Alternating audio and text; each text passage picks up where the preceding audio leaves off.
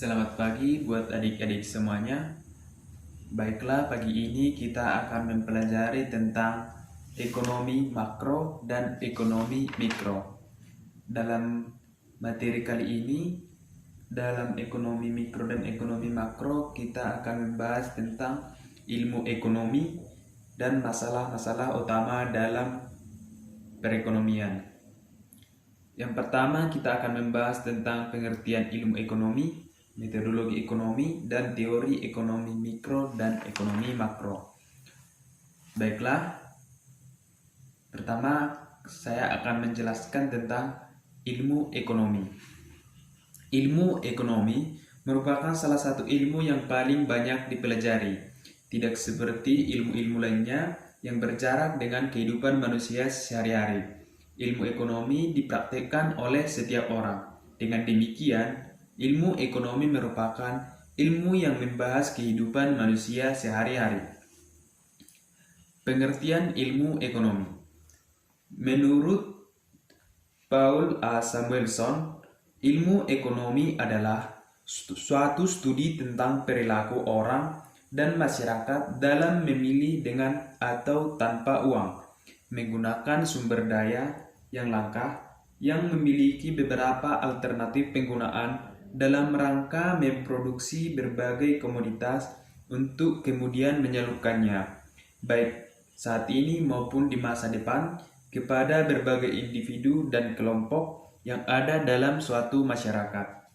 Dari pengertian tersebut, kita mendapatkan beberapa hal penting, diantaranya ilmu ekonomi mempelajari perilaku manusia dan masyarakat. Sumber daya atau faktor produksi yang digunakan bersifat langka, tetapi memiliki beberapa alternatif penggunaan. Yang berikutnya yaitu sumber daya digunakan untuk memproduksi berbagai komoditas. Dan yang terakhir adalah terdapat 3 pokok kegiatan ekonomi. Yang pertama, produksi, distribusi, dan konsumsi. Baiklah, dalam sub pokok bahasan yang berikutnya yaitu metodologi ekonomi. Yang pertama itu teori ekonomi. Teori adalah pernyataan atau sekumpulan pernyataan tentang sebab akibat dan aksi reaksi. Dengan demikian, teori ekonomi adalah pernyataan atau sekumpulan pernyataan tentang ekonomi. Misalnya, gejala kenaikan harga barang.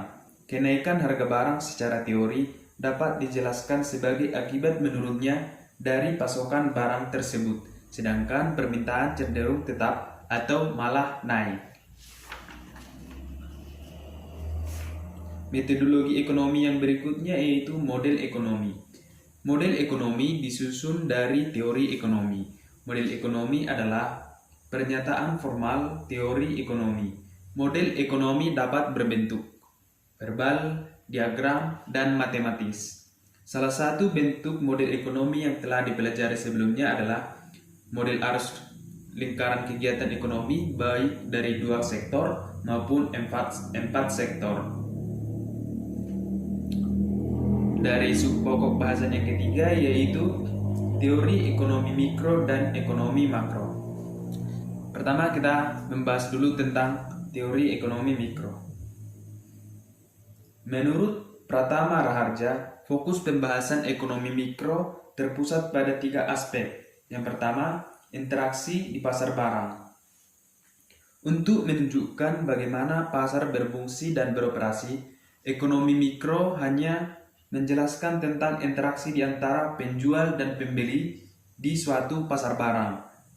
Melalui interaksi di antara penjual dan pembeli, pasar akan menentukan tingkat harga dan jumlah barang yang akan diperjualbelikan. Teori ekonomi mikro yang kedua yaitu perilaku konsumen dan produsen. Perilaku konsumen dan produsen merupakan topik penting dalam analisis ekonomi. Dalam membahas hal ini, ekonomi mikro bertitik tolak dari 2 asumsi, yaitu pembeli dan penjual. Dengan kedua asumsi teori ini, ekonomi mikro menjelaskan bagaimana pembeli menggunakan sejumlah pendapat yang terbatas, maksudnya pendapatan yang terbatas untuk membeli berbagai jenis barang yang dibutuhkannya dan bagaimana penjual menentukan tingkat produksi. Yang ketiga yaitu interaksi di pasar faktor produksi. Interaksi di antara pembeli dan penjual faktor produksi terjadi di berbagai pasar faktor produksi. Membeli faktor produksi terdiri dari produsen dan perusahaan. Sedangkan penjualannya berupa individu-individu pemilik faktor produksi. Interaksi ini di antara mereka akan menghasilkan harga suatu barang. Maksudnya interaksi ini di antara mereka akan menghasilkan harga suatu faktor produksi yang bisa membentuk upah atau gaji untuk tenaga kerja, bunga atau dividen untuk modal, sewa usaha tanah, dan laba untuk keahlian pengusaha. Teori ekonomi yang berikutnya yaitu teori ekonomi makro. Teori ekonomi makro menganalisis kegiatan perekonomian secara menyeluruh. Teori ekonomi makro bersifat global dan tidak membahas kegiatan ekonomi yang dilakukan oleh unit-unit kecil. Dalam perekonomian seperti ini, perusahaan dan individu. Beberapa aspek penting yang dibahas dalam teori ekonomi makro adalah sebagai berikut. Yang pertama, inflasi. Inflasi adalah kenaikan harga-harga secara umum pada ukuran tertentu. Gejala inflasi menunjukkan bahwa perekonomian tidak bekerja efisien. Dalam menganalisis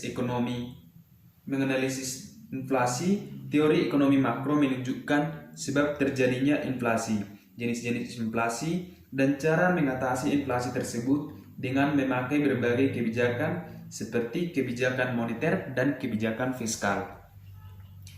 Teori ekonomi makro yang berikutnya yaitu pertumbuhan ekonomi. Pertumbuhan ekonomi merupakan kajian ekonomi makro yang penting. Suatu negara mengalami pertumbuhan ekonomi jika pendapatan nasional saat ini lebih tinggi dibandingkan tahun lalu. Pertumbuhan ekonomi terkait pula dengan pendapatan nasional, pendapatan per kapita, jumlah penduduk, dan tingkat pengangguran. Teori ekonomi makro yang berikutnya yaitu pengangguran.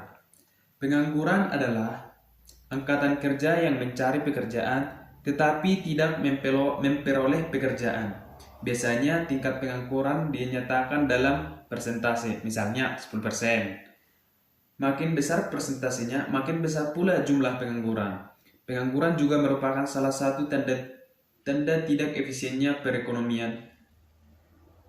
Karena banyak angkatan kerja yang tidak memiliki pekerjaan. Oleh karenanya, pengangguran perlu ditekan dengan berbagai macam cara, misalnya pembukaan lapangan pekerja baru. Pengangguran merupakan masalah umum dalam perekonomian, terutama di negara berkembang seperti negara kita. Teori ekonomi makro yang berikutnya yaitu interaksi dengan perekonomian global. Interaksi dengan perekonomian global diwujudkan melalui kerjasama antar negara, baik regional maupun internasional. Dalam praktik sehari-hari, kerjasama antar negara dilakukan melalui perdagangan internasional. Tentu saja perdagangan internasional ini tidak hanya menguntungkan, tetapi juga bisa merugikan. Teori ekonomi makro yang berikutnya yaitu siklus perekonomian. Siklus perekonomian mendapat perhatian penting dalam teori ekonomi makro karena dampak-dampak yang menimbulkannya, misalnya resesi ekonomi yang berkepanjangan akan mengakibatkan perekonomian mengalami depresi. Sebaliknya, ekspansi yang terus-menerus akan membuat perekonomian terlalu panas dan menyebabkan inflasi, kemandekan, dan akhirnya juga depresi. Untuk mengatasi hal ini, pemerintah melakukan kebijakan anti-siklus.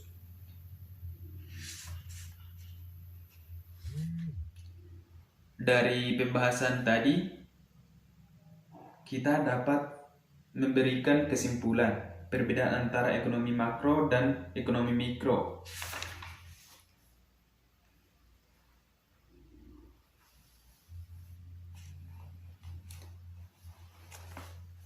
Baiklah, pokok bahasan yang berikutnya yaitu masalah-masalah utama dalam perekonomian. Sebelumnya, siapa yang sudah mengetahui apa perbedaan ekonomi makro dan ekonomi mikro?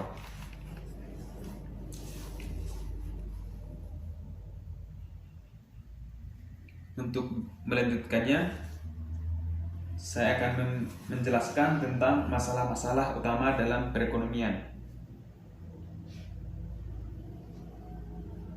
Yang pertama itu masalah pertumbuhan ekonomi. Pertumbuhan ekonomi adalah perkembangan kegiatan dalam perekonomian yang menyebabkan meningkatnya jumlah barang dan jasa yang diproduksi. Hampir setiap perekonomian mengalami masalah pertumbuhan ekonomi, yaitu rendahnya angka pertumbuhan ekonomi tersebut, apalagi jika terjadi krisis ekonomi seperti yang terjadi di Indonesia pada tahun 1998. Pertumbuhan ekonomi sangat penting dalam suatu perekonomian. Dengan pertumbuhan ekonomi yang tinggi, lapangan kerja bisa lebih banyak menyerap pengangguran, sehingga bisa menaikkan jumlah produksi atau pendapatan nasional ke tingkat yang lebih baik. Namun misalnya untuk mencapai pertumbuhan ekonomi yang tinggi sangatlah tidak mudah seperti yang kita bayangkan. Biasanya kemampuan suatu perekonomian dalam memproduksi barang dan jasa dari tahun ke tahun meningkat. Peningkatan ini disebabkan oleh pertambahan faktor produksi baik secara kuantitas maupun kualitas. Namun demikian, kemampuan memproduksi barang dan jasa sebagai akibat bertambahnya faktor produksi tidak selalu diikuti dengan pertumbuhan produksi barang dan jasa dalam jumlah yang sama besarnya. Pertambahan potensi memproduksi barang dan jasa biasanya lebih besar dari pertumbuhan produksi barang dan jasa yang sebenarnya, sehingga terjadi pertumbuhan ekonomi lebih rendah dari potensi yang sebenarnya.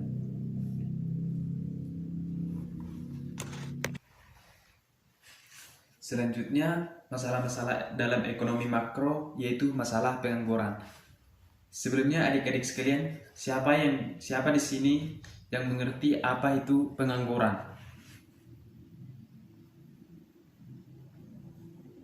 Baiklah, untuk melanjutkannya, saya akan membahas tentang apa itu tadi pengangguran.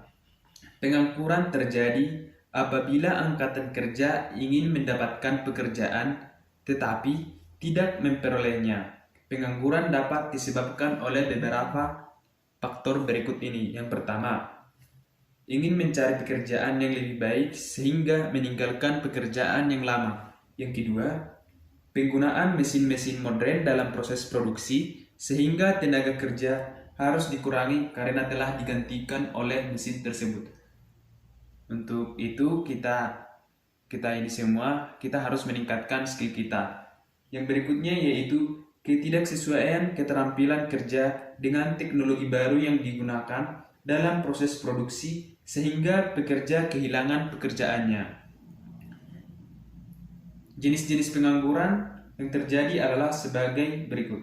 Yang pertama, pengangguran friksional, yakni pengangguran yang terjadi karena pekerja memilih menganggur sambil menunggu pekerjaan yang lebih baik atau memberikan fasilitas dan keadaan yang lebih baik. Yang kedua yaitu pengangguran struktural, yakni pengangguran yang terjadi karena pekerja diberhentikan oleh perusahaan karena kondisi perusahaan yang sedang mengalami kemunduran sehingga terpaksa mengurangi pekerja. Yang ketiga yaitu pengangguran teknologi. Pengangguran teknologi terjadi karena perusahaan menggunakan teknologi atau mesin untuk menggantikan tenaga manusia. Yang keempat yaitu pengangguran siklikal, yaitu pengangguran yang terjadi karena pengangguran yang terjadi karena pengurangan tenaga kerja yang secara menyeluruh dikarenakan kemunduran dari resesi ekonomi. Pengangguran ini serupa dengan pengangguran struktural. Perbedaannya terletak pada cakupan kejadiannya yang lebih luas dan lebih menyeluruh. Yang kelima yaitu pengangguran musiman. Pengangguran ini terjadi dipengaruhi oleh musim. Jenis pengangguran ini sering terjadi pada sektor pertanian misalnya, ketika masa tanam dan masa panen. Pekerja terserap di lapangan pekerjaan, sedangkan setelah masa tersebut, mereka kembali tidak memiliki pekerjaan. Yang keenam yaitu pengangguran tidak kentara, yakni pengangguran yang secara fisik dan sepintas tidak terlihat, namun secara ekonomi dapat dibuktikan bahwa pekerjaan tersebut sesungguhnya menganggur. Contoh, suatu unit produksi yang mempekerjakan 5 orang